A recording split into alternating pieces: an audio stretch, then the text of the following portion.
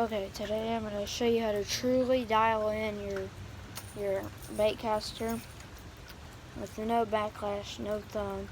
Because all the other videos I've seen, because I'm new to bait casters, not lying at all, I'm being completely honest. This is my first bait caster. Well, not my first. I've had 3 old ones, like old ones. This is my first modern bait caster, and I've had backlashes. So, and I figured out why there's backlashes, even though you have it dialed in from all the other videos. They have theirs the tension knob a little too loose, barely loose.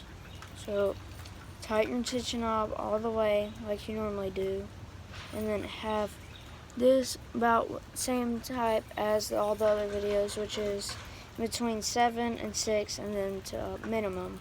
And then if you want to, you can bump it up to 8 or 8 in between 7, like I just did.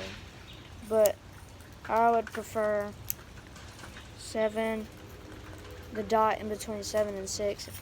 If yours has that right there, I don't know if it's focusing. So truly how to dial in your bait caster. So first, what you're always going to do is tighten the tension knob to where, hold on, let me drive my lure all the way at the top, to where it doesn't spin when you click the button. It does not spin at all. And it doesn't matter with braided line or just normal line like I have, because I got this one at Bass Pro Shop. I have a Lose American Hero camo one. It depends on which type of bait caster, because they're all different. If you have a Boo Garcia, in my opinion, I prefer Lose, because all my other buddies have Lose bait casters. I really do. I've normally done spinning reels, and I just got into bait casters because I've heard that it's more easier to get under like trees than it really is. Because I mean, I've gone fishing with it, and it is. So you're gonna tighten the tension knob to where when you click the button, it doesn't spin freely.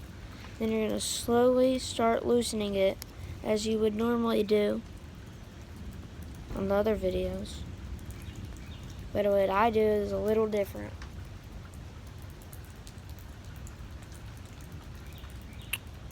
And then until it starts to spin freely. And then your lure, or whatever you're using, starts to go down.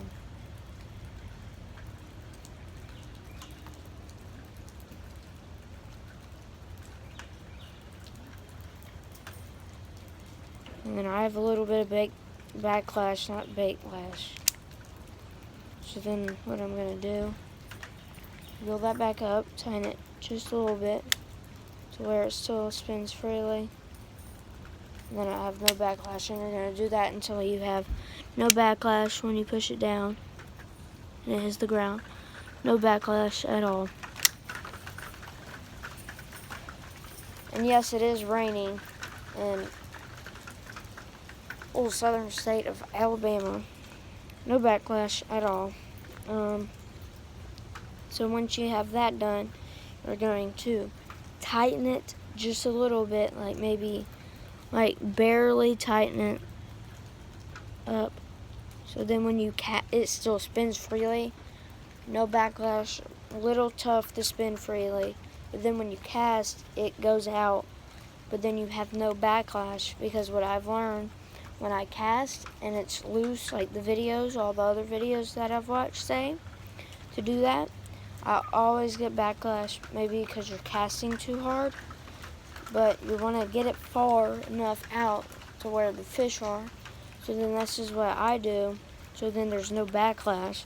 It's loose enough just to go. Maybe I have mine a little too tight. There you go. Goes down, no backlash. So then when you cast, you have no backlash. That's my opinion of dialing in a bait caster. It still spins freely, no backlash, and then when it hits the ground, it immediately stops.